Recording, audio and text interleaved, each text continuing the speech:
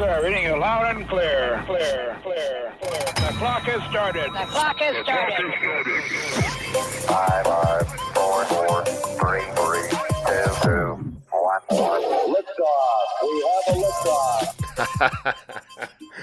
Welcome to Pressing for Flight, live from the Space Coast, where the schedule never holds. We got it. We nailed it. The timing was right. Sweet. That's a little trick we've been trying to pull off. Well, I guess that's really only the second time we've done it, right? Where it times up with the countdown and the intro music. Yep.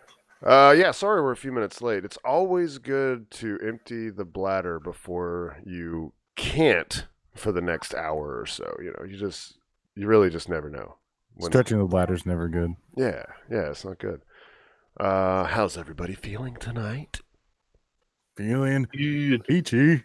Feeling good. We had some happenings this week. Most on the Space Coast, some on the other coast. If you haven't heard, yeah, there is another coast. Stuff that goes on over there? Well, sometimes. It's not very often, but sometimes you need a friend. You'll have to enlighten me later. I don't pay attention. Yeah, sometimes you need a friend, some eyes and ears on the West Coast. Oh, I think we know somebody. Yeah, we know somebody. Hey, who was that guy? Oh, that's that Justin Hartney guy. Oh, yeah. Justin, if you're out there, Preesh, out there being our eyes and ears for Next Horizons.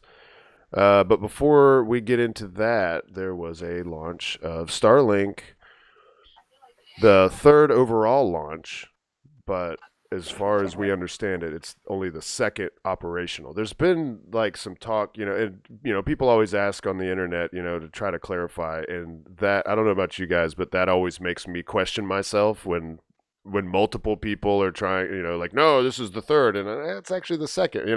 SpaceX actually called it, or at least on like any official like hazard maps or the weather forecast or whatever, it was Starlink version 1.0 launch 2.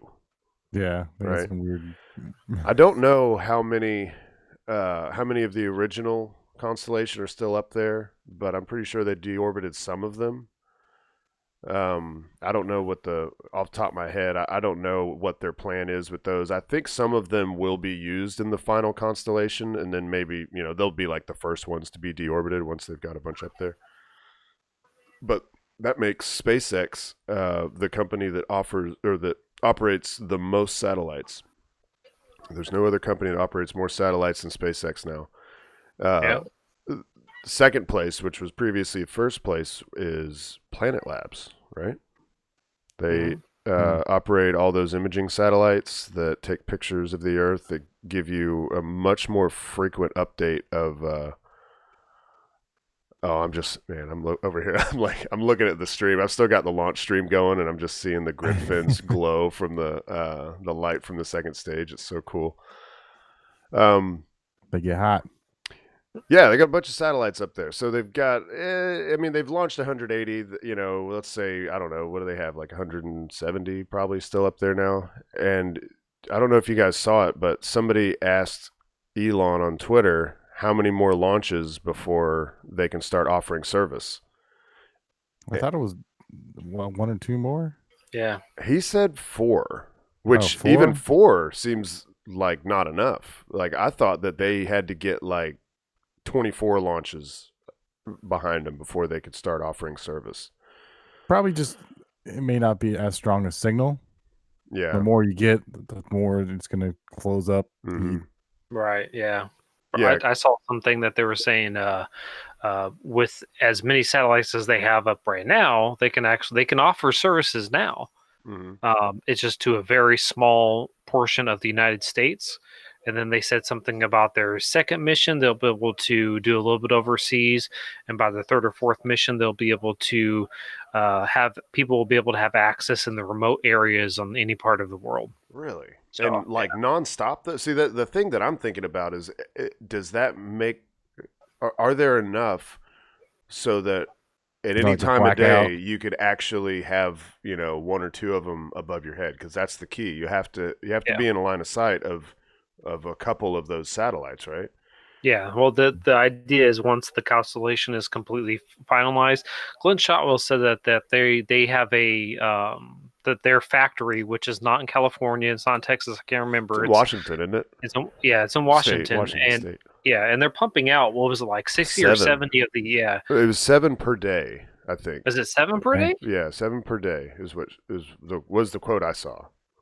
Okay, so 7 per day. I'm thinking of like a weekly or monthly basis, but Yeah, like so 7 per day, which actually is actually pretty that's pretty well. good. I mean, you're talking about Yeah. 50 a week. Well, I'm sure they're not working 7 days a week, but so you're talking like 40-ish per week, probably. Yeah, 35 to 40. because even once they get their full constellation done, they're still going to have to send up more to replace the ones that are old and need to be deorbited. You know Yeah. what I mean? They're going to have to consistently replace those, so it's going to be a consistent thing. So Yeah. you know, Yeah, that'll be interesting to see once they've got it up and operational. How often do they have to send up new batches? yeah, You know. that's what I'm curious about as well. Well, the launch was beautiful. Went off on time. Of course, it did. It got pushed back from what day was it originally going to be on? It was supposed to be Friday. It was Friday. Oh, that's right. Because that Yeah. was like my first Friday off in years, except for like going on trips or something. But yeah, I had Friday off. I did nothing. I did absolutely nothing. It was awesome. But yeah, I got pushed to Monday, which is another off day that I have. And I had chosen to go out to Max Brewer, and Matt had chosen to go to Cocoa Beach Pier, and Kegel, being that he's got the awesome job that he does, was out there at the press site. Mm-hmm. And Nice and chilly night. let's see. Let's show. Kegel sent this shot in our we have our Facebook Messenger chat, and he sent this, and I was like, "Whoa!" It is Yeah, just that so framing was good, awesome, man. man. I love this Yeah, shot. the bush or tree or whatever it was, that was perfect, man. Yeah, I like the reflections, man. I, I I was don't know. trying to get the water to be still, but there's always like some something kind of jumping. ripple in there. I Yeah. was trying to get nice flat, but I So tried and tried. were you out? Were you still out there just by yourself, just kicking around before anybody At else that got time, out there? Yeah. No, the SpaceX press crew was out there setting up, and Mm. I had some issues with one of our radios, and I had to reprogram it, and that was no fun. Mm. But got it up, Yeah. and then my technical issue went over on to the SpaceX media team, and they had audio problems. Mm. But they figured it out too. Did you try a streak shot? I don't remember what happened. I tried, but my lens got so fogged up because I forgot to bring my battery pack for the charger or for the warmer, the lens warmer, and I was like, meh. Well, I just got a new shipment, and I still had my previous shipment. I still have plenty, but I went ahead and ordered a new box of 40 hand warmers. So just grab some from me. Just get some hand warmers. And then we don't have to worry. Like, I wasn't sure either. Whenever I got out to where I was like, well, it feels dry, but man, it's just better safe than sorry out here because it's just so humid. Even if it's cold or if it's like perfect, you don't feel the humidity so much. It's there, and it's just better safe than sorry with the fog on the lens. So last week, Matt kind of hinted at what his idea was. What was it you said? Like, I'm gonna. We're gonna have a ball. Yeah, with you're this gonna have a ball. Right. So you picked up a lens ball. For photography ball. Yeah. Yeah. So let's tell the listeners about your idea. So the idea was to use the photography ball because if anybody knows about photography balls, then you know that you can do a lot of different things with them. Some people actually do some pretty cool stuff with them. Mm-hmm. So my idea was to actually get the reflection of the streak within the ball itself. I kind of accomplished that. If you look in the very, very corner of my picture, Yeah. it is in there. It's Have to, you just have to look a little bit. If I would have gotten the ball a little bit more off the ground, it would have kind of, had a little bit of a better effect. Mm-hmm. But all in all, I was a And that pretty was something that was kind of surprising to me. I wouldn't have thought of that, honestly, myself. Like if it'd be, and you were talking to me about getting one and, finally, like you had found a good deal on eBay. And so I was like, well, I'll let him get it and let you have your fun. And I'm sure there will be something learned from the first attempt at it, which turned out great. But the thing I took away from it was, that ball needs to be about level, if not maybe higher than the lens, because then, and I'm showing it on here. Here, I'll share the screen and Here, I'm gonna send you right now. I'm actually gonna send you the better version of that picture. oh, In do I your have the wrong yeah, one? I think the one Yeah. you got up pretty good. check the check your PM and your Twitter right now. This is the one that I just sent Steve right now. You guys are gonna see is the one that everybody's really liking right now. Wait, that might shoot. I'm still learning how to do edits. I'm still learning how to do edits on my pictures. So it's all trial and error. You know what I mean? So Oh, You haven't got okay, yeah. Photoshop, have you yet? Or I you just don't kind have. of tighten it up. No, I'm still learning how to do all that. No, So but you haven't. You don't have Photoshop. That's what I'm asking. Or do you have Photoshop? no, I don't have Photoshop. Well, you should get that and learn how to use that. Yeah, it's really I mean, Don't use the little free apps that are on the phone on Android. yeah, it's You gotta true. get I mean, it's always best to have the industry standard. There's a lot of good apps out there that can do a lot of the stuff that you need for this kind of stuff, but a like, lot of them don't work in RAW very well, or don't accept RAW. You're just editing JPEG, and you're not getting the full Yeah. editing. but what I was going to say is, with this ball, if it was lifted up, then instead of this, like this horizon line being curved down, it would be curved up a little more, and then you Yeah. would have that streak in there a little better. Yeah. That's more. I know you already know that, but that's more for the listeners. Like, that's lenses be weird, man. And like, if you don't understand the physics, you may not. You know what's really cool though? You see this streak right here in there? Oh, Yeah, it's there's a little. I didn't little notice extra one. that. That is what? awesome. I'm just now seeing that myself. What? 3 streaks in You gotta one? zoom That in. is What? that is awesome, dude.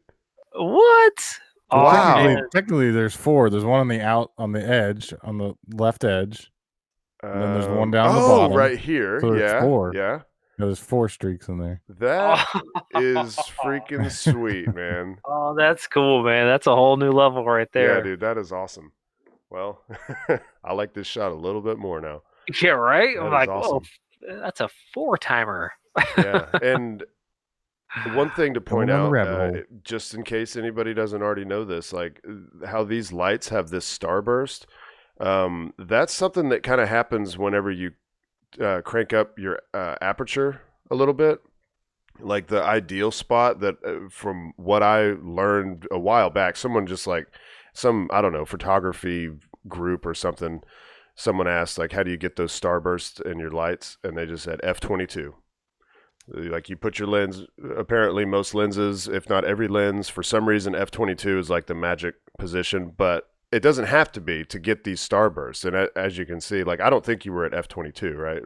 No, I think that one I was with my 8mm. It's kind of weird. It goes from like 22 to like 16 or something like that. There's But not there's really a couple any. clicks in between, right? Like mine does the same There is thing. a couple. There is a couple of clicks in between. So I think I was probably at anywhere in between 16 and 18, I believe. Oh, okay. So you were up there.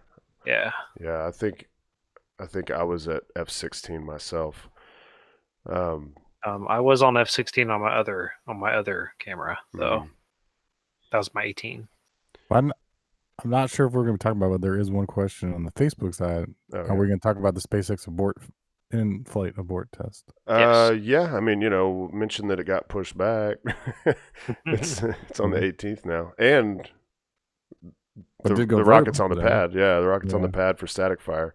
I don't know when it's supposed to do that, but as of right now, it is scheduled for the 18th.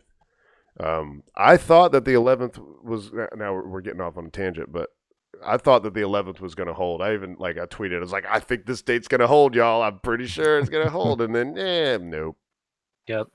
I think it was actually on Monday when we were like waiting for the launch that the word got out, wasn't it? Or Sunday or something like that? Yep. Yep. And I was like, oh, guys, it got pushed back. But NASA has recognized it and said, okay, yeah, we're good. We're going on the 8th, on the 18th. So Yeah, they put the hazard map out, so that's always a plus. Mm-hmm.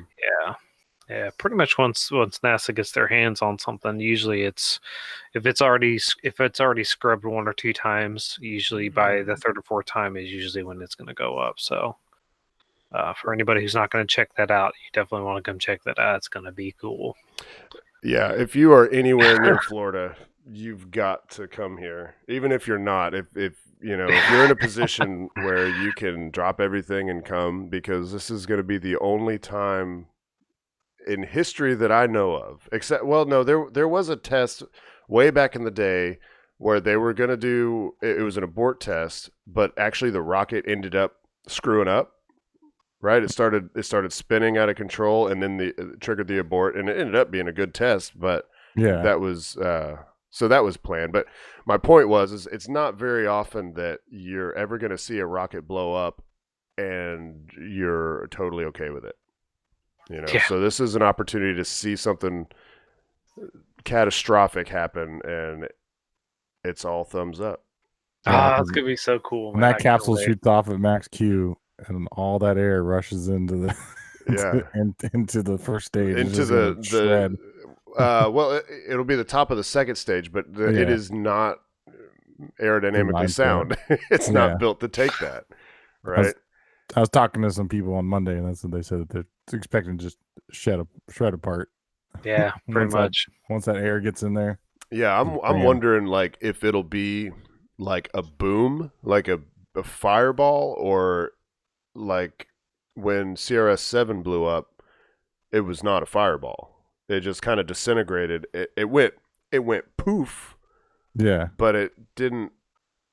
It was weird. Like actually, that was kind of early on in my like watching the live streams religiously. I'd only watched a few, and when I saw that, I honestly didn't know. I was like, I don't think that's normal, but I kept watching and like, is it okay? Did we just lose sight of it? Of course, they're not rewinding, to show it to you again. So I was dumbfounded, and come to find out, yeah, it blew up. And so it's possible to have an explosion like that is not a fiery mess. Yeah, it's not the. But this is end of all. The abort's supposed to happen at like 30,000 feet, right? Have you guys heard that? All I heard was whenever max Q is. Yeah, that's when it's going to separate. Yep, because that's the most pressure on the rocket. So right, so they need to make sure that they can still abort during that phase. So whatever that is, and that's the key point. Yeah, and it's kind of weird because things can still go wrong, like even though it's, the rocket's intended to blow up and stuff, but, this is still a test, and it's still going to be a question of, does everything go right? Do the parachutes deploy? Do the Dracos, Super Dracos, do they fire when they're supposed to? Do they get the capsule? Do they outrun the rocket? Because as far as I know, the rocket's still going to be firing its engines. So the Dragon needs to be able to outrun that rocket. Yeah. Right. And steer away to safety, in light of the fact that it's probably exploding at that point, and then those parachutes need to open. Obviously the SpaceX fleet is going to be ready, to go and get it. And so it's going to be a good practice run for them. They already had one with DM2 or DM1 back in March last year. And this is going to be another practice run for them recovering the Dragon. Do you think there will be debris that'll wash up? Oh, yeah. Yeah, it might be interesting to watch the shoreline the next couple weeks. Now, here's the thing. If you find that stuff, you're supposed to turn it in. You got to turn it in. Yeah. Yeah. Like you can get in trouble if you try to hold on to it, I mean, But then there's gonna be people that pick it up and don't know what it is and just throw it away. They're Oh, like, I'm "Ah, sure. piece of aluminum." Right, Oh, I'm sure. And Oh. if someone found like a piece of metal with the Falcon 9 logo on it, that'd be a pretty big piece. yeah, it would. Yeah, I guess you're right. Yeah, it'd be like bigger than you. It'd be like bigger than a 10 human foot. being. Look what I found. I don't know what it is, but I'm gonna throw it in the recycling bin. Right? You're gonna go down the road with it strapped to your roof. Yeah. Like, officer, why are you pulling me over? I wasn't speeding. Sir, you have a piece of rocket on your roof, man. Like, Yeah, we need to take that. So launch was successful. I guess I moved away from the. I had the stream going and I moved away from it. But yeah, and that booster flown 4 times. That was its 4th flight, y'all. That's the 2nd booster to do such a thing. And it came back today. I was working myself, but there were all the familiar faces out there getting their shots. I'm just kind of showing. I've got the SpaceX Fleet updates Twitter pulled up. I'm just kind of showing Julia with her SpaceX Fleet hoodie on. I thought that was a good touch. oh yeah. I don't know. Let's see. Marek Sizio. I'm not sure I've ever met him, but he got a good shot of the octograbber holding on. Just some, everybody was out there. It was a who's who. If you follow these people on Twitter and you're ever here for a launch, definitely try to stick around for the booster return because, all these people that you follow that give you this content and, all these pictures and videos and stuff, they're all usually out there. John Krause got some good shots. Kyle Montgomery, he was out there all day. He was messaging me. He's like, "Do you know?" Because I guess you had tweeted from the Next Horizons account that the static fire was coming soon. And so he messaged me. He's like, "When you say soon, how soon are you talking?" I was like, "Oh man, I don't. It's not that soon. Like it's not like now. It's probably tomorrow or something or later." But he's like, "I'm just sitting in my car waiting. I can get on top of Exploration Tower." It's like, get up there anyway, Yeah, so booster came back. All is well. I guess I'll show mine. I got my J.J. Abrams or Michael Bay, whatever you like, feel going on here. The lens flare. Holy lens flare. It's what? I was gonna say Autobots roll out.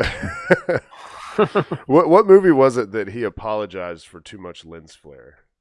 Oh, he apologized for Yeah, that? it was like, yeah, What? sorry, it's a bit too much. I don't know. Was it which one was it? AJ or JJ, yeah. I'm pretty sure it was the first probably Star Trek. Star Trek, yeah. Yeah, he had a ton of them in that first one. Yeah.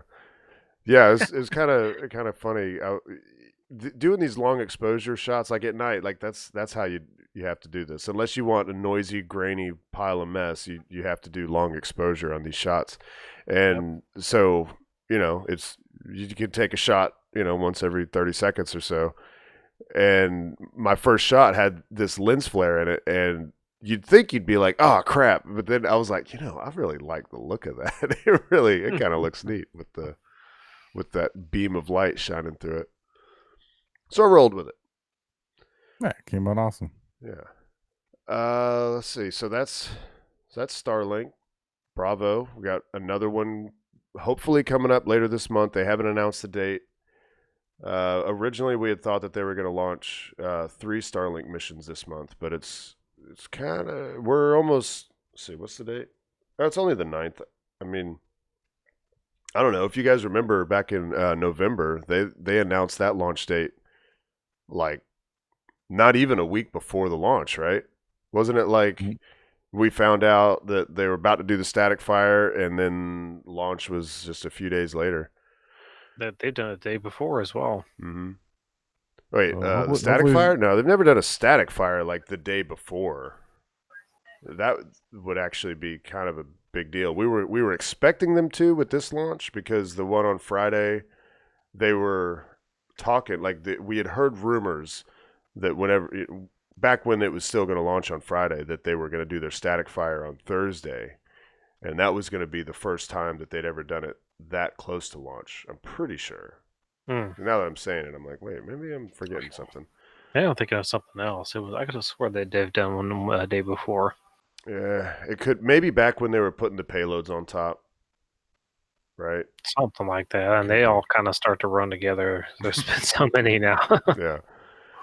Well, if anyone out there is following a certain Facebook page, the launch is not on the 14th of this month. Oh man, Don't get me started with that garbage, Just How man. does in that case someone happen? saw that, it's not happening. how does that happen? Is it like they I make just the event like a long time ago and they just forget to go Pick a back date. yeah, and fix that's it? just my whole thing is if you're running a page, if you're running any kind of a media whatsoever, make sure you're on top of your stuff. People are looking for, okay, here's my whole thing. I'm going to go on a little bit of a rant right now. Let me go ahead and get on the soapbox Come real on, quick, pop up. okay? Get Do on it. your rant. You know what I mean? Here's the thing. If you're running a page, if you're running in any kind of a media, make sure that you are on top of this kind of stuff. People are flying in from other states. People are booking hotels, relying on your information. You need to make sure that your information is reliable. Mhm. You are essentially going to cost people a lot of money if you are not on your information. If your information is not reliable, it takes 2 seconds. Me personally, I check this stuff daily throughout the day, several times a day, just to make sure the information is accurate. Mhm. If you're in the position to be putting out any kind of information, make sure the information is accurate. Yes, every once in a while mistakes happen. You know what I mean? If you have a mistake, hey, look, my bad. I'm sorry. You know what I mean? Just make sure you're on top of your information. There's a lot of people that are relying on your information. You know what I mean? Mm-hmm. I'm stepping off the soapbox Especially now. when it comes to the launch game because these Exactly. dates change constantly.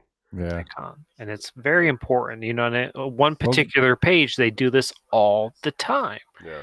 And they have costed people money in the past. I've seen the messages like, "Hey, you cost me over $600." You know what I mean? Why would you not have that? Accurate. You know what I mean? My Yeah. hotel wouldn't let me cancel. because they want to be the first one out Yeah, there for Yeah. that's people not just to go on there and share, and then they got a ton right. on there, and My you first know, my first instinct is like, well, why are you trusting just one source? But not everybody's like totally engulfed in this stuff like we are, mm-mm. and Yeah. we hear from multiple different, if you're active on Twitter and you follow a lot of space people, you just see you see ideas converging on one thing. It's like, oh, I'm starting Yeah. to somebody says, oh, there might be a delay, and then by the end of the day, it'll be like, oh, okay, I guess this launch has been moved to this other date, But if you're not following this stuff that closely, but you still want to see a launch, you might only have one source that you're going with, and it might be something that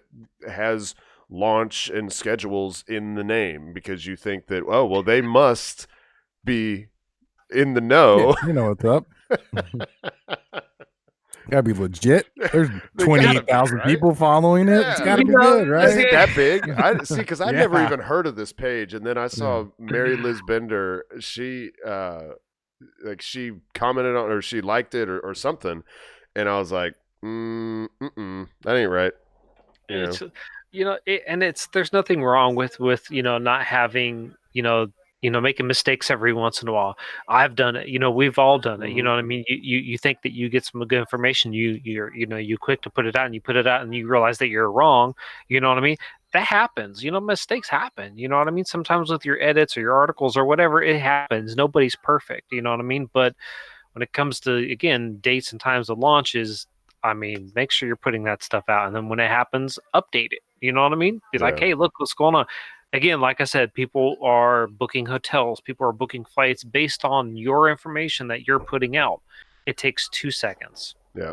Yeah, I mean, to go to Two. space flight now, or what was the other one you suggested? One I follow a lot, Michael Baylor, man. If you're listening to this, Michael, or did you somehow happen, dude? You're on your stuff, man. Michael's on his game. Next space flight. Yeah, He's on his stuff, man. He is very thorough. He's very knowledgeable. He's a wealth of knowledge. and there's a lot of You know? times that he's the first one to say, "I'm hearing that something is being delayed or whatever." So he's definitely a Yep. good source. Yep. Michael Baylor is my go-to. Him and Chris G and all them, wealth of knowledge, man. Those guys got a ton of knowledge on this stuff. Yeah. They have the time. That's the thing, is they have the time to research this stuff, and they have the information. They have a lot of really good insider stuff. So that's they're legitimate information. So Yeah. And don't forget about Next Horizon spaceflight. We try to Oh, yeah. keep everything up to date too. Or even right here in Pressing for Flight, we try to keep all the Yeah. current launch events. Yeah, for sure on our For the Facebook Space page. Coast. The Twitter account is you definitely want to follow it to know when the show's going to start. But most of the like we put the events up on the Facebook page and stuff like that. But we also do it on the Next Horizons. yeah, And Next Horizon, you got a team of 5 following. yeah, exactly. And we keep our finger on the pulse. And if there's a change, we wait for confirmation. And that confirmation can come in different forms, but we definitely wait for confirmation, and then we go ahead and change our events, and then Facebook will notify you when those events change, and yeah. So Dragon's back. Woo-hoo. Dragon's back. Yeah. So we mentioned earlier we got a friend named Justin Hartney out on the West Coast, and he was able to. He had this like interview or something he had to go do on the other side of town. Yeah. And he's like, man, I'm not gonna be able to make it. We're like, oh no. But then these boats, they never like keep a constant speed. But at the speed that they were going, it looked like they were gonna be there. I can't remember how it worked. It was like 10 in the morning or noon or whatever. But whatever it was, he wasn't going to be able to be there. And like they do, they slowed down some when they got closer to port. And so he was able to make it out there. So I'm showing his shots on the screen here. And he got some good shots of Dragon being lifted off of NRC Quest. You can see here the decals, the space station decals. Those indicate how many times this Dragon has been there. Now, this was the third flight, but just to be clear, the way they do it is they put one decal for each previous flight. So that's why there's not 3 decals. So if this one flies again, which, as I'm saying that, I'm realizing, nope, the next one will be the last one with the old model Dragon. So you won't see this one with 3 stickers on it. And I don't know about the next one. Museum. Yeah, I hope so, man. I hope that they take these things and scatter them throughout the U.S. so people can get close to them.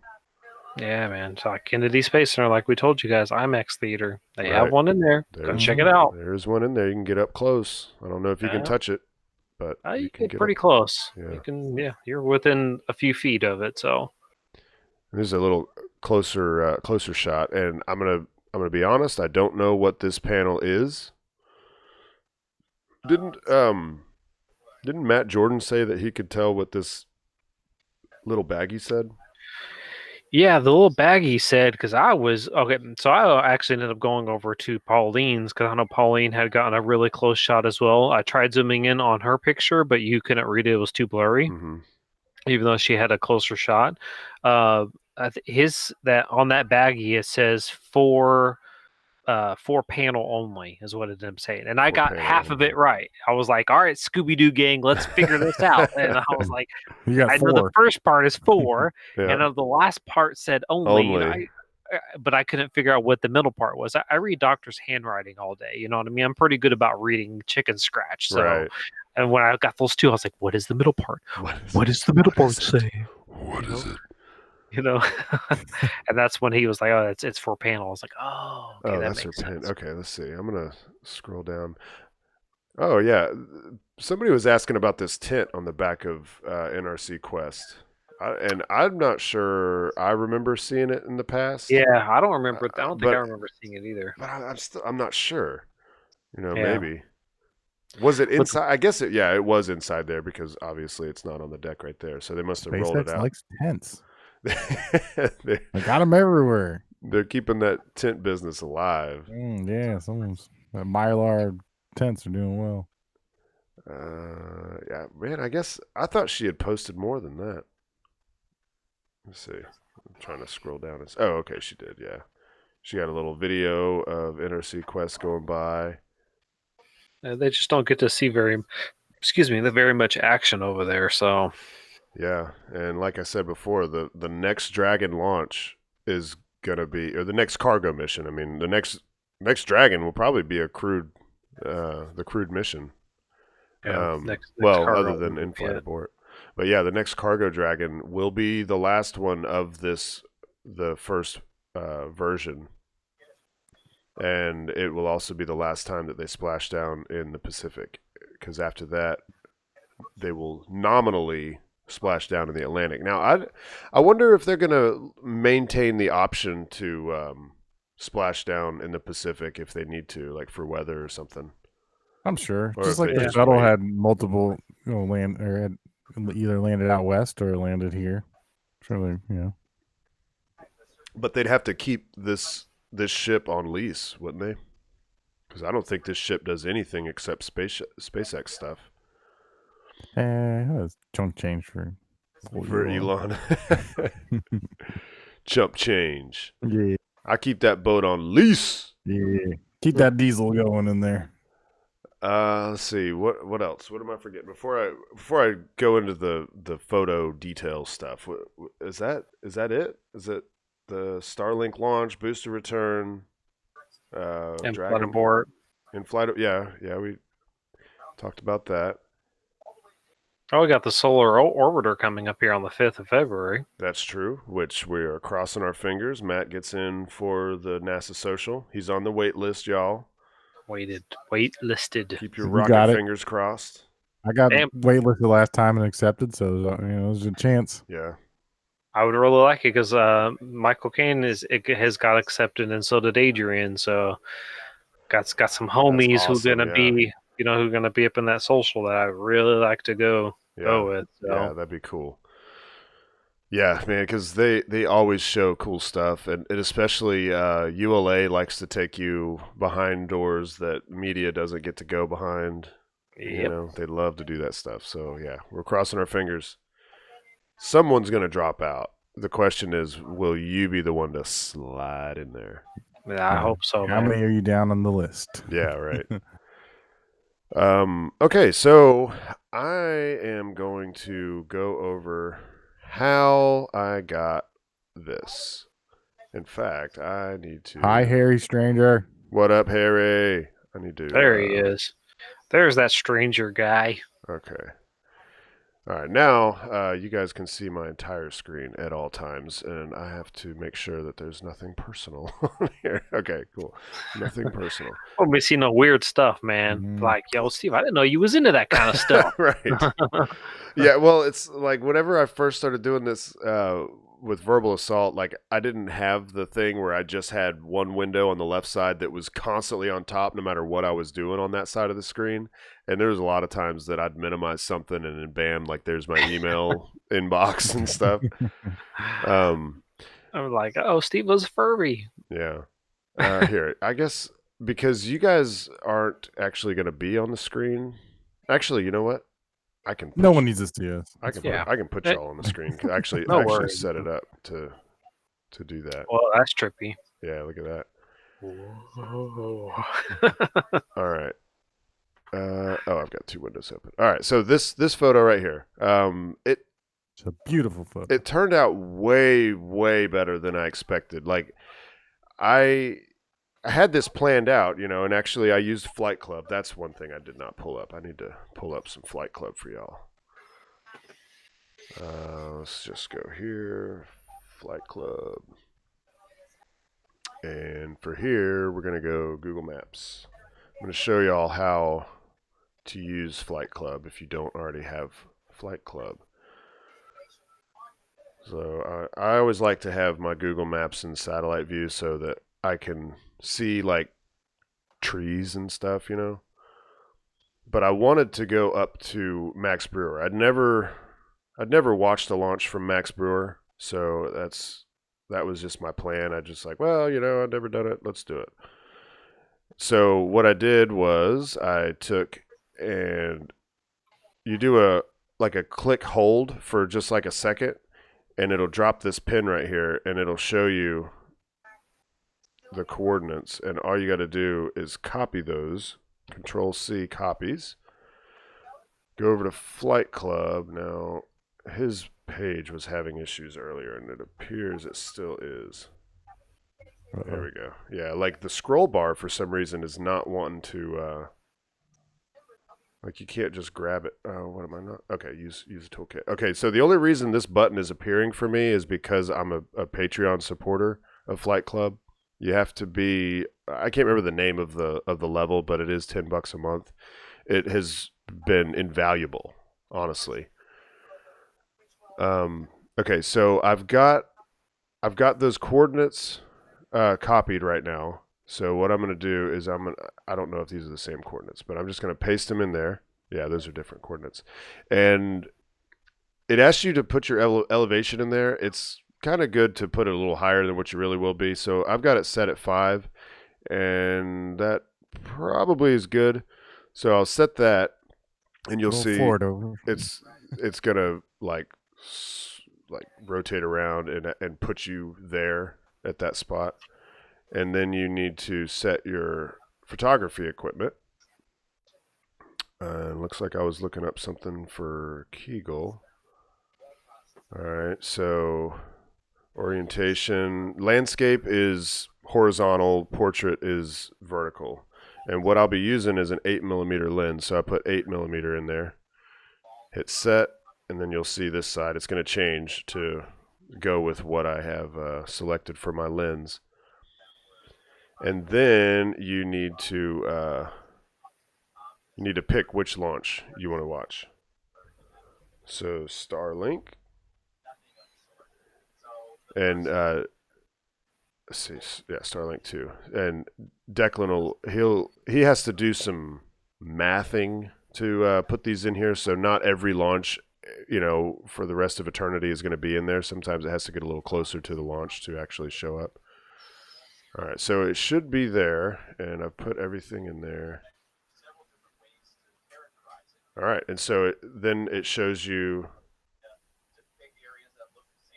the trajectory and what it'll look like through your lens. Now, the location I've chosen, it looks like I'm a little bit in the water. So if I grab down here, I can move myself over. And So you're on land where you can actually take a picture. Yeah, right. Yeah, where I can actually be. So what I was thinking is like, I liked the convergence of these two lines here. You've got the bridge here, which unfortunately I can't see how high the bridge will be. All I can see is this is a 2-dimensional picture of the ground. But I know that the bridge is going to be here, and then there's this other pier here. And I'm not real familiar with this spot, but this has given me a good idea, and I like the idea of these two lines converging like that. And then, this arch is like perfect for my spot. And you have to keep in mind that you're not going to be watching this entire thing because that first stage is going to burn out at some point. And actually, you see that break right here. And that's where first stage cutoff is, or main engine cutoff.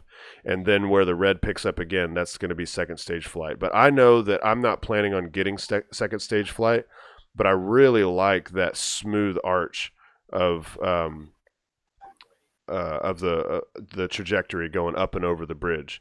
And there's still going to be a little guesswork because I'm guessing that this is going to look cool because I can't see the bridge here. I just have to wait until I get there. And when I got there, I was actually a little bit worried because there were a lot of lights. It was dark. I would still consider it dark. But there were a lot of here. I'll just bring up the picture again. All these lights were making me nervous. Here's the pretty lights. In fact, there's a light like up and to the right, up like almost behind me here.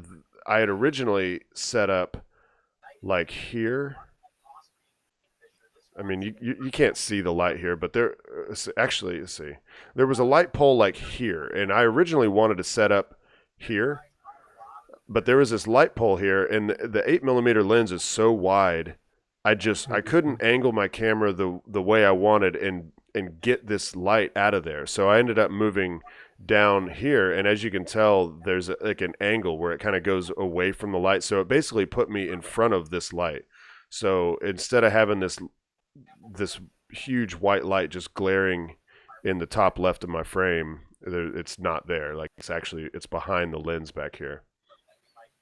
So I told my roommate and Becca. Becca was there. Becca's gonna be back, by the way, y'all. She's gonna be back on the show. She's just she's trying to run a store right now, and she needs to get some extra hands in there so that she can actually take off on Thursday nights.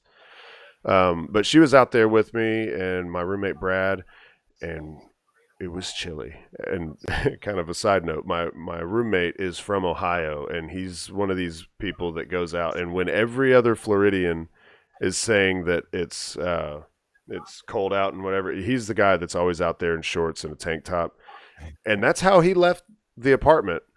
We were walking out to the car, and I'm like, man, you might regret wearing those gym shorts. And he's wearing a T-shirt, and he's like, well, I brought a hoodie. I'm like, all right, man, because he's good. Usually for the most part, he doesn't ever complain about the cold. But this time was different. It was like 10 degrees colder up in Titusville than it was down in Cocoa Beach.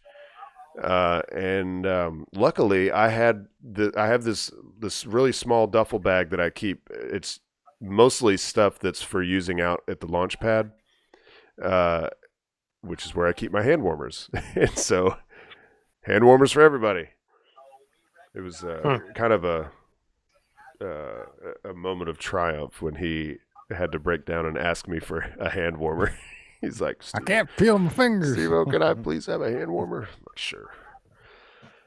All right. So the reason I wanted to get out there early, I told him, as soon as we were done with remote camera setup, I was like, I'm supposed to be back to my car at like 5:30. If you guys could be ready right then, because the sun's going to get down by the time we can get up to Max Brewer Bridge. And once it's dark, I want to start taking shots because I wanted to get these star trails.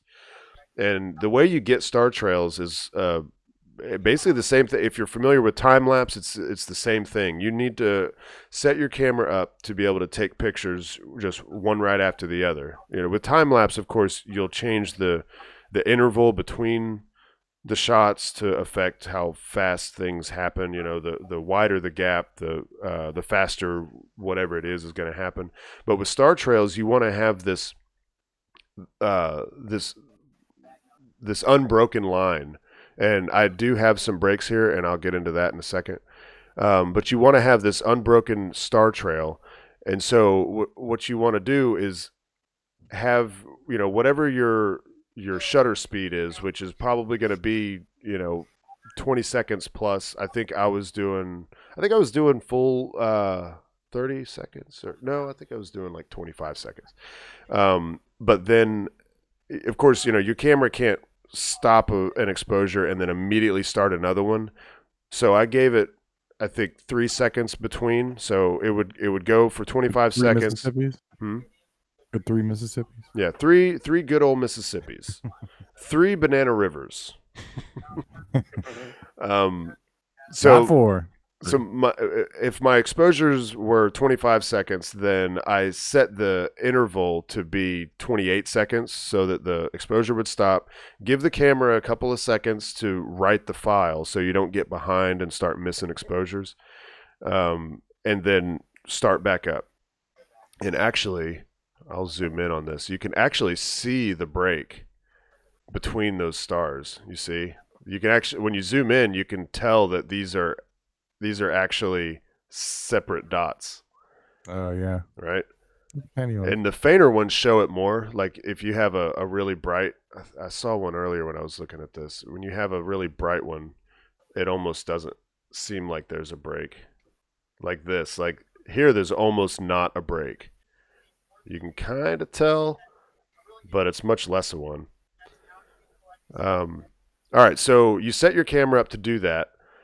And then you just let it roll. You hang out, maybe, visit the bar, ask them what they got, hang out, talk to your friends, shiver a little bit, try to warm your hands up with your hand warmers. Of course, when you're out in the cold, hand warmers have a hard time getting warm when they're out in the cold.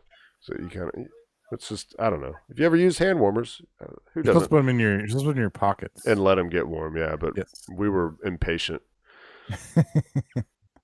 All right, so the camera's set up. Once I finally found my framing and everything, I just let the camera go. It's got a built-in intervalometer. It's a Canon 80D if you're interested.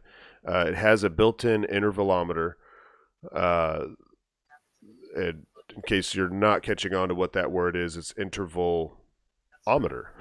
So you set the interval of the shots that you want it to take, What? and then it just does it for you, and it'll take them until you tell it to stop.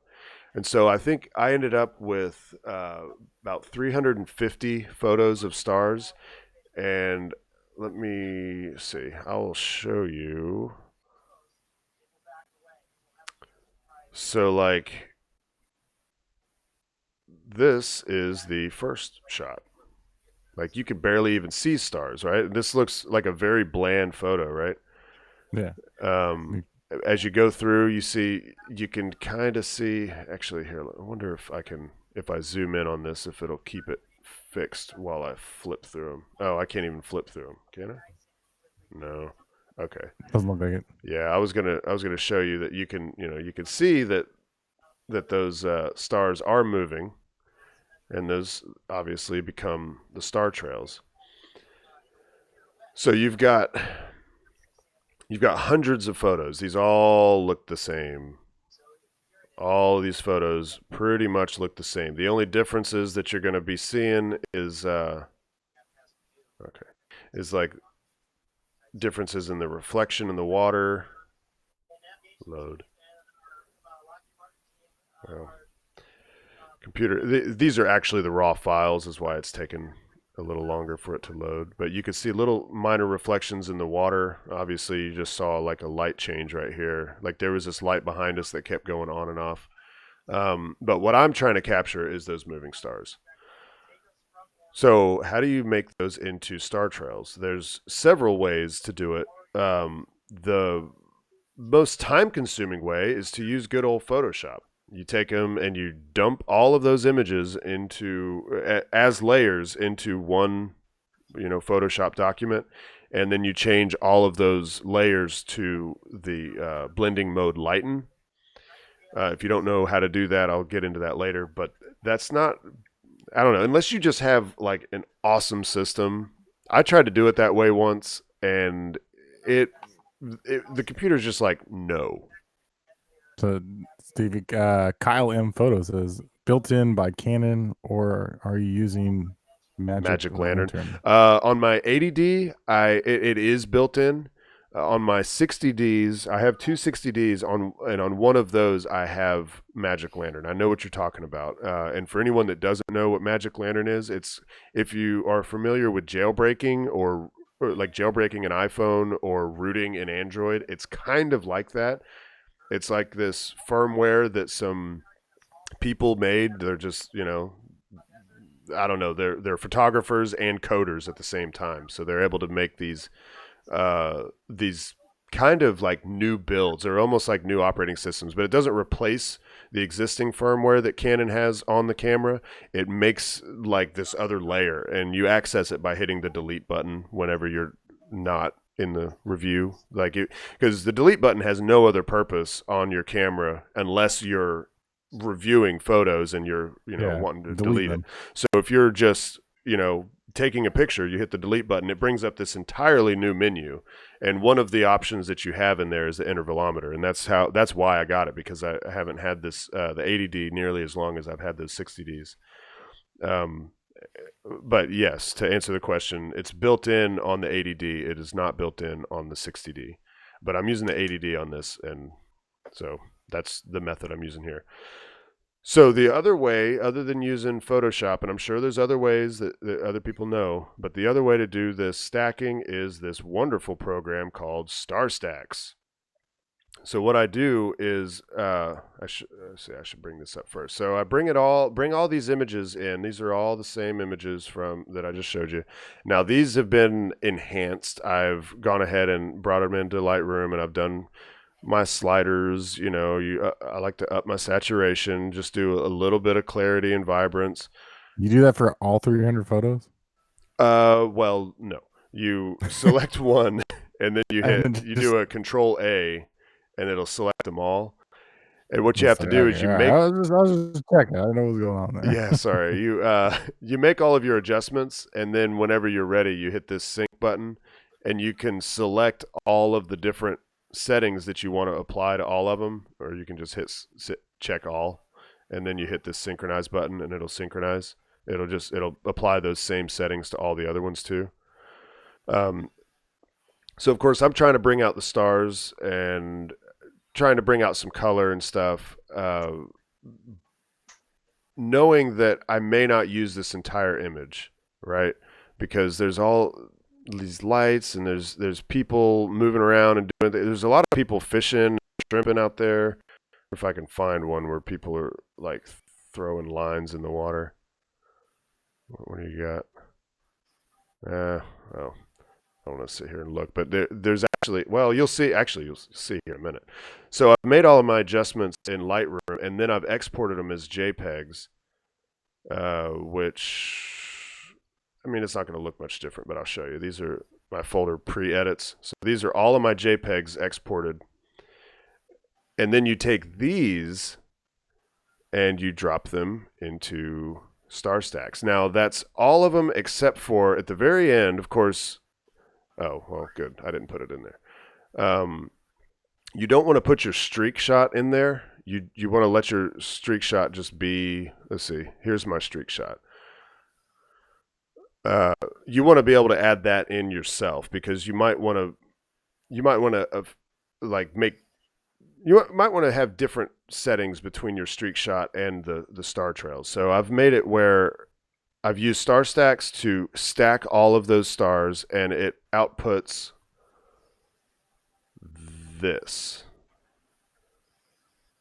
So this is all of those photos stacked up, and what it's using is the blending mode lighten. And what lighten does is it takes every instance of light in the photo, of every photo that's being stacked, and it brings it to the front.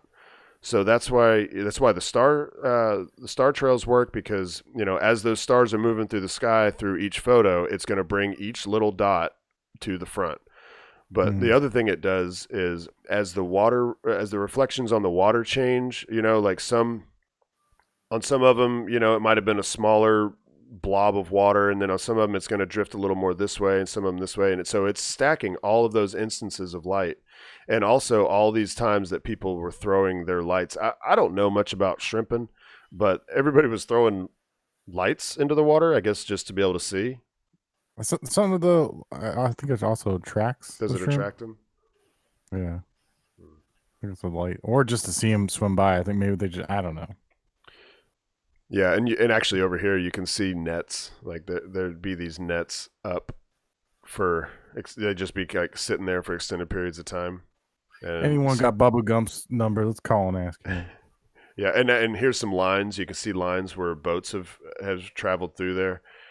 So that's what Lighten does, and that's what StarStax is doing. The same thing you could do in Photoshop, but it's just doing it faster and easier, much easier. But the trick with StarStax is you want to have your edits where you want them to be. You don't want to, because you're outputting JPEGs, you're not going to really have the freedom of editing like you do with RAWs once you've put them out to JPEGs and then stacked them with StarStax. So make sure you've got your edits where you like them, all your colors and contrasts and all that good stuff. And then the fun part, like the part that I look forward to the most, is when you plop it into Photoshop. And so this is just the star trails just plopped into Photoshop. And then I had exported my streak shot after doing edits to that. And it's here. I shouldn't have, let's see. So if I just plop it on there, it's just going to be on top. So it's just going to be, that one's underneath, that one's on top. And the nice thing is, if you have a good tripod, nice sturdy tripod, these are going to line up without you having to do anything. I didn't position these at all because the tripod was sitting still the entire time. I didn't move it, didn't re-angle it or anything like that. So that's just the streak sitting on top of that. I really like the way this looks. Like, it already looks great to me, but I know that I want those streaks or the star trails in there. So the way that you do it is right here. This little pull down menu is your blending mode. Drop that, find lighten right here. And then it does the same thing I was talking about before, where every instance of light, it brings that to the front. So now you've got the streak, you've got the trails, and then I had to decide what to do with all this. Was I going to accept it and kind of make it about how, you know, this place was bustling with activity or whatever, or did I want to think about trying to get rid of them?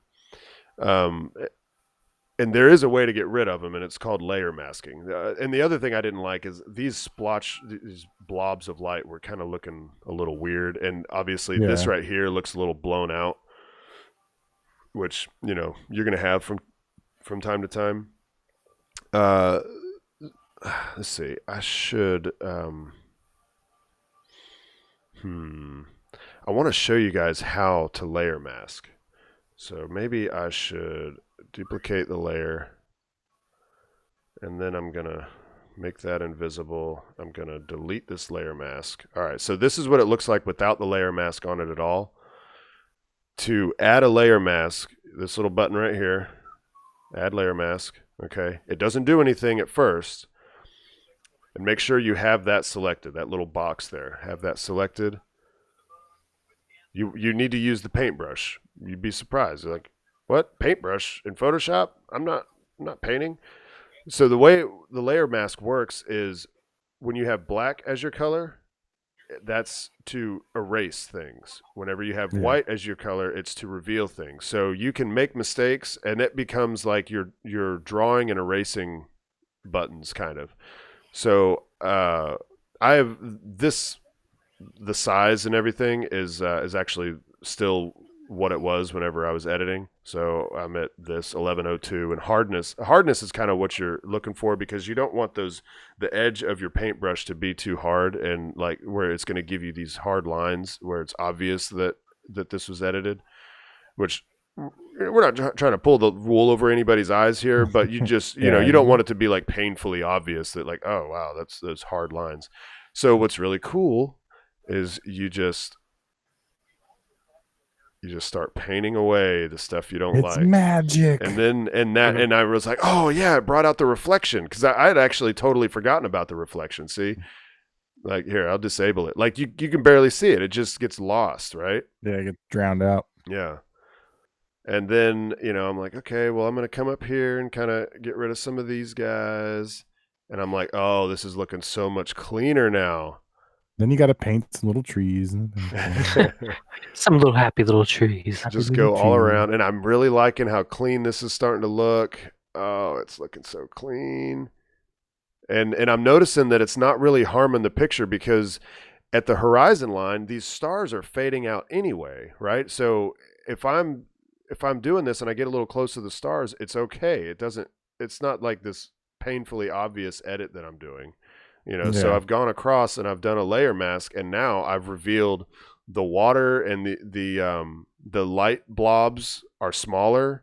You know, they're not dragging your attention away from where I want your attention to be. Yeah.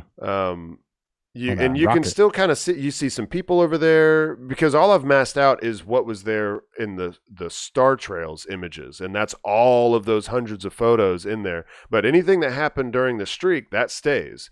But it just so happens when there's a rocket launch, and most people kind of stop what they're doing and pay attention to that, which is kind of nice. But the other thing is, I've done a few of these launch streaks with the Star Trails, and I've learned that I don't really like it. I think the first one that I did was kind of like this, where the Star Trails are like really bright and in your face. And so what I did was I took, make sure that I've got, wait, which one? Okay, so this one's the streak, and this is the Star Trails. So I want to take the opacity down on that, and then it starts looking real good. Just kind of fade those out a little bit. And I think where I ended up was like 43% opacity. And so then now the Star Trails aren't like taking away all the attention. They're just kind of like there.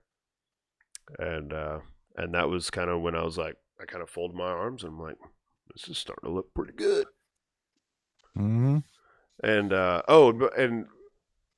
well, actually, you know what? We already went over it. I was gonna talk about the starburst on the lights, and that's.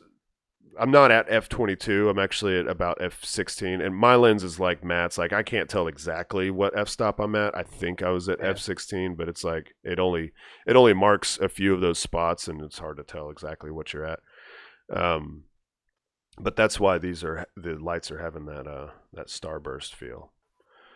Are there any questions in the chat? I don't know if I've just been rambling and maybe I've missed something. Nope. You rambling, you educate, man. No, the only one was just for using Magic Lantern. Yeah, I'm impressed, Kyle. I always like it whenever I run into somebody that knows what Magic Lantern is. That's risky business because that voids the warranty on your camera. To do that, it's not a very difficult thing to do either. I'm gonna get back where I can see you guys. Nah, you're not missing anything. Yeah, watch you guys. Everybody's seeing how my setup is. It's like there's nothing special. This is just a background, and these are just windows that I've positioned. A buddy of mine asked me the other day. He's like, "How do you have it laid out like that?" And I'm like, "Man, they're just windows. They're just windows positioned in different places." Yeah, so I hope that people can kind of get something from that. Star Trails is not something that you necessarily want to do every time. I like Star Trails. In fact, the first time I ever did Star Trails, it gives some flavor. yeah. Different because not everyone wants to spend the time to do that because it is time consuming. Yeah, you got to be there early because if you just do like 30 minutes of stars, it's just going to be these piddly little trails. That was about 2 hours worth of stars. I've done I think the most I've done is 3 hours of stars. But something else you can do with this trick with the lighting or the lighten blending mode, and something that I've done several times is let's see, maybe I should. I'm gonna pull up my SmugMug account to talk about some of these. So Who we call him? SmugMug. Okay, so this one right here, it's honestly not one of my favorite shots. I'll show you guys which one I'm talking about. Well, you guys are probably watching the stream anyway, huh? It's way delayed. Yeah. All right. So it's not one of my favorites, but what the way that I did it, of course, it's got the Star Trails thing. Oh, and one of the features, if you can tell, they have kind of a comet look to them. One of the features of Star Stacks is you have that option that you can make them have that kind of fading trail instead of just being solid lines. And so I kind of toyed with that on this one. But this is actually, well, it's obviously multiple images because of the star trails, but this part right here, the way that this bank is lit up, that's another image in and of itself, separate from the streak and the star trails. I have this light, actually the light that's lighting me up right now. I'll take it out with me if I'm going to do something like this, just in case I want the option. But all I do is, before I even start doing my star trails or anything, I'll set up for like a 10-second exposure or something like that, and then I'll take that light and kind of point it around the area, whatever I want to illuminate, and then I'll turn the light off and I'll check the camera and see, okay, is that over illuminated or under illuminated, and then try again and just get multiple shots to mess around with later, so that whenever I'm editing, I can stack that on top, because again, my camera's not going to move. And actually, I did it on this one too. This one I'm a lot more proud of. The Starship one. Yeah. That other photo, I was hiding behind that bush. That's where. Yeah, you were. Yeah, Kegel was on the other side of that bush. This one I did the same thing. When we were out there getting this shot, Matt probably remembers there was a couple times I'd shine that bright light, just kind of angled it around a little bit, and then put it away. And then like one time I was like, all right, I got to quit doing this. This is the last time. I'm just shining it one time.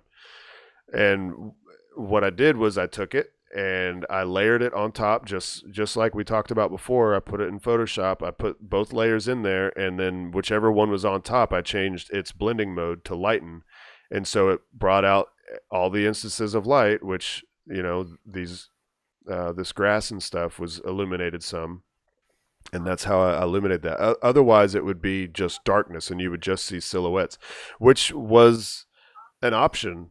I thought about just leaving it that way, and actually, I'll confess, I sent a message to John Krause on Twitter. I was like, "Hey man, which one of these do you like better?" And I had one where there was no light, like that layer wasn't there at all, and then one where it was totally turned up. And his response was somewhere in the middle. And so actually, this is the layer where the grass is lit up is actually faded out a little bit. I took the opacity down some, and I really liked the way that turned out, because it was overpowering whenever I had that up all the way. This grass was just too bright. It was taken away from where the attention should be. Wow, that was one of my other good shots that I did. Yeah. Was that day. That was such a fun Dude, night, man.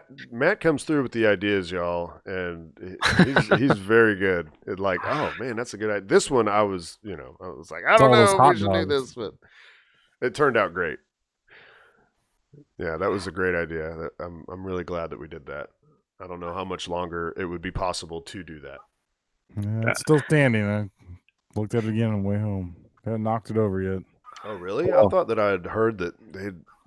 I don't know. I saw a picture of some scrap metal. I guess I don't know. It was probably late at night, and I wasn't paying close attention. It might have been Mark 1 that I was looking at. Nah, it's still standing tall. Yeah.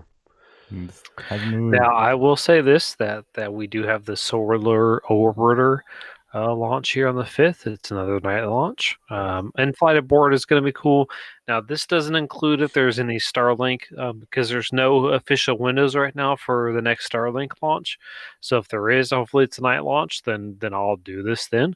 But for Solar Orbiter, I do have another awesome idea planned for Streak Shot. I don't even think I know this one.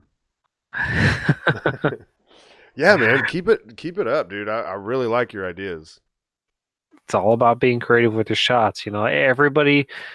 The thing is everybody's going out there. You know what I mean? Everybody's getting these shots now, which is great. And I was just telling the guys this earlier. I said it's great that everybody's out there and everybody's documenting this and everybody's enjoying it, but you're getting the same stuff as everybody else. Mhm. You know what I mean?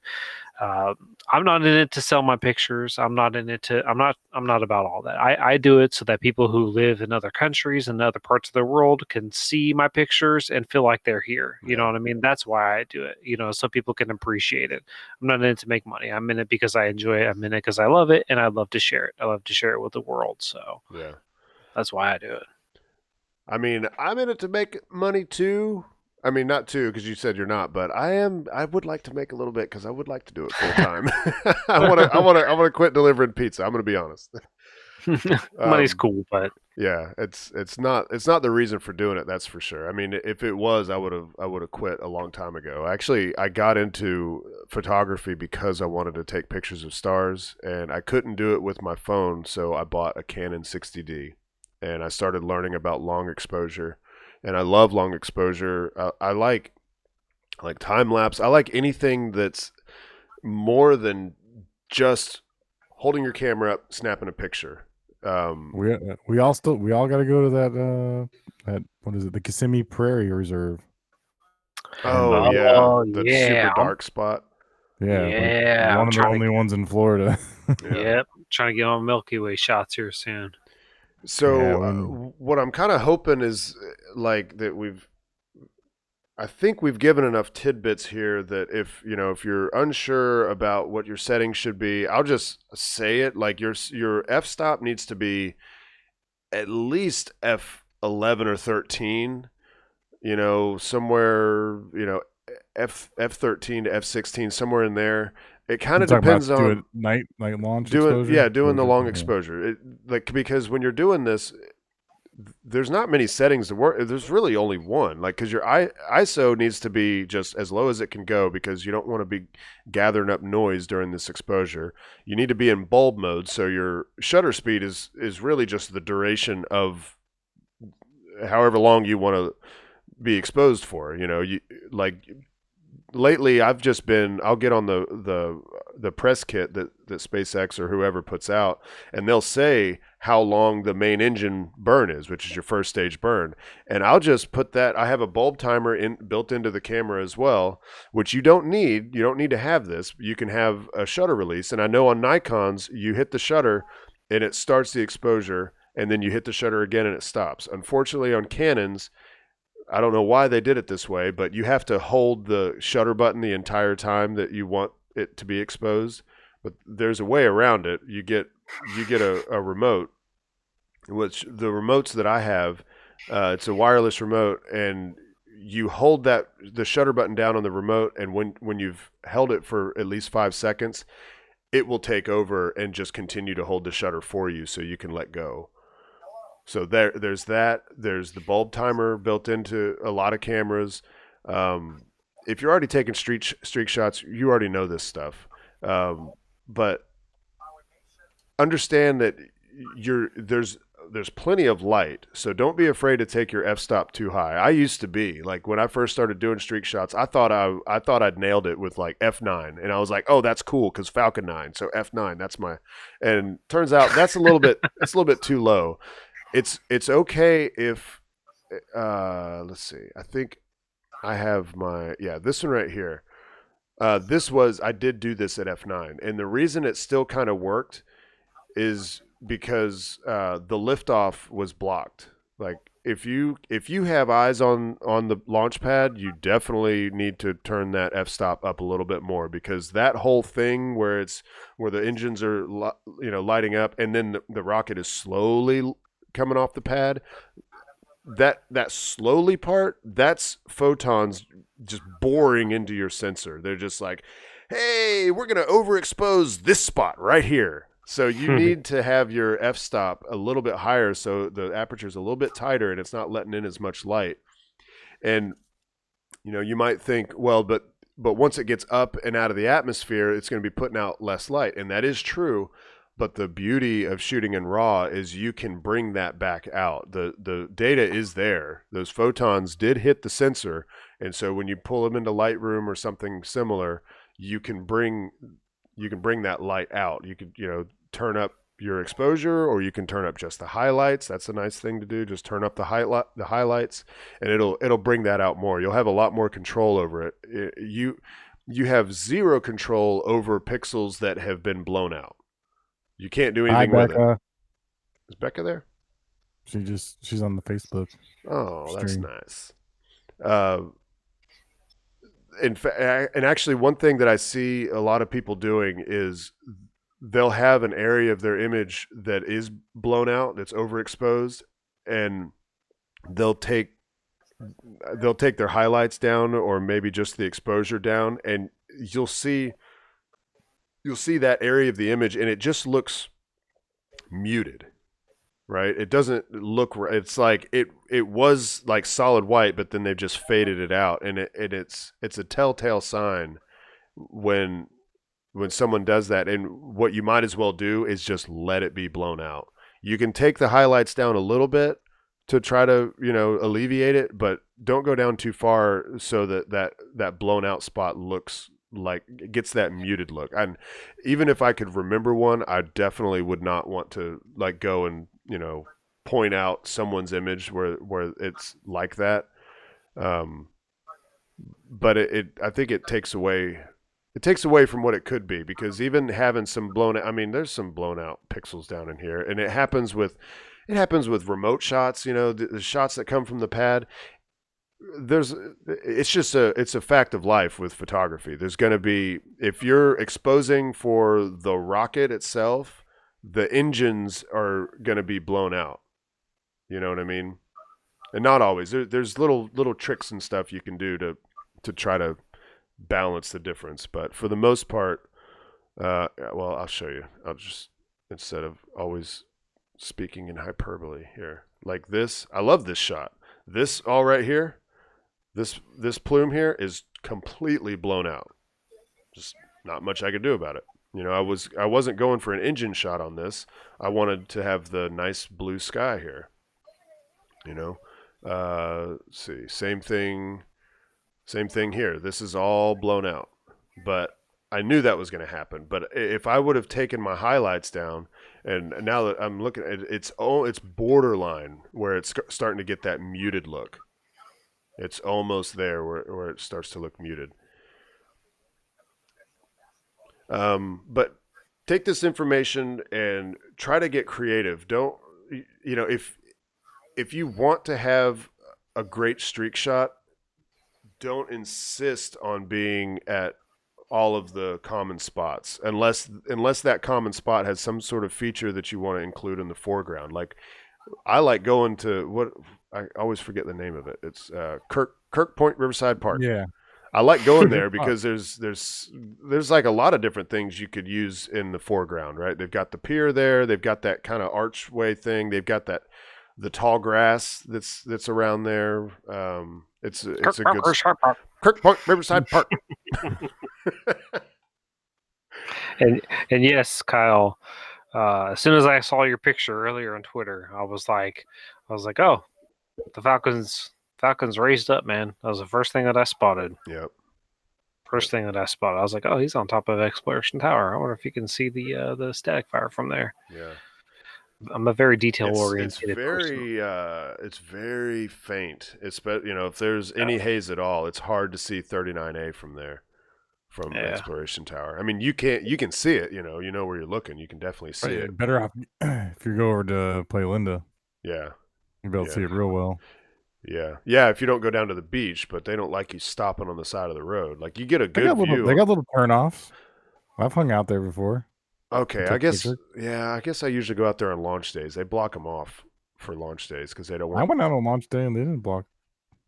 Well, then they changed the rules by the water. Yeah, I know what you're talking about. They like when I've been out there, they put these sawhorses out there. Like they don't want people parking there because I guess too many people park there. They overflow quickly because you can't fit many there. And I asked the park ranger about it. And, she said, well, when people park there, people end up parking everywhere. And then people end up like walking down the road and they just don't want people walking down the road. So I don't know. I'm sure that the rules change from one day to another. Who knows? Maybe it went by the day that they were short a ranger and they're just like, yeah, I'm not going to put them out. It could be. Or maybe it wasn't a popular launch or, It was a Falcon 9. That's all I remember. Yeah.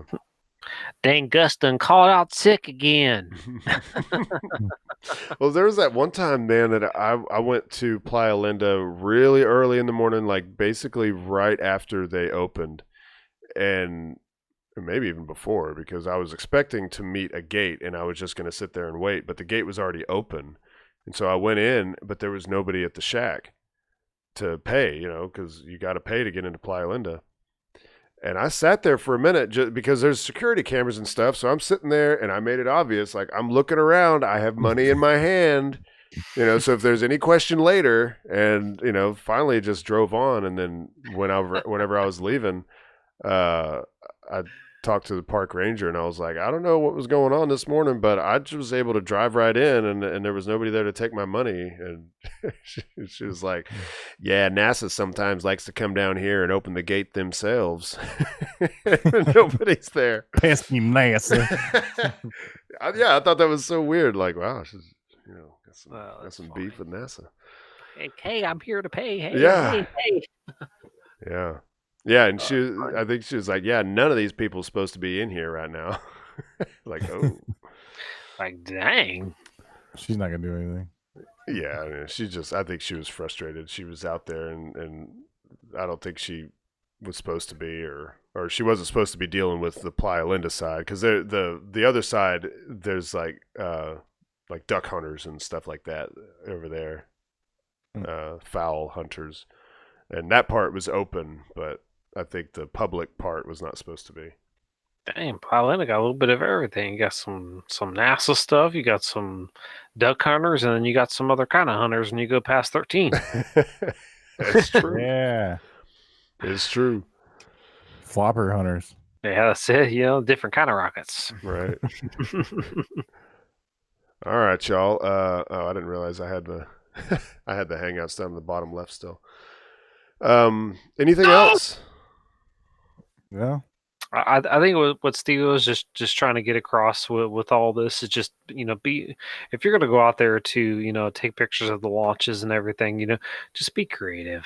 That's what it's all about. Everybody's going to get the same shots. If this is your first time doing it, sure, get the shot that everybody else is doing it. But eventually, if you want to make this a habit of going out there and just be creative. Yeah. You know what I mean? Just follow your heart, man. Just be creative Especially with if you're local. I mean, if you're local and you get to see a lot of these now, if it's your first time here, or your second or third, you don't get to see very many launches. By all means, get as close as you can, and see the liftoff, and just if you want to take a streak shot, fine.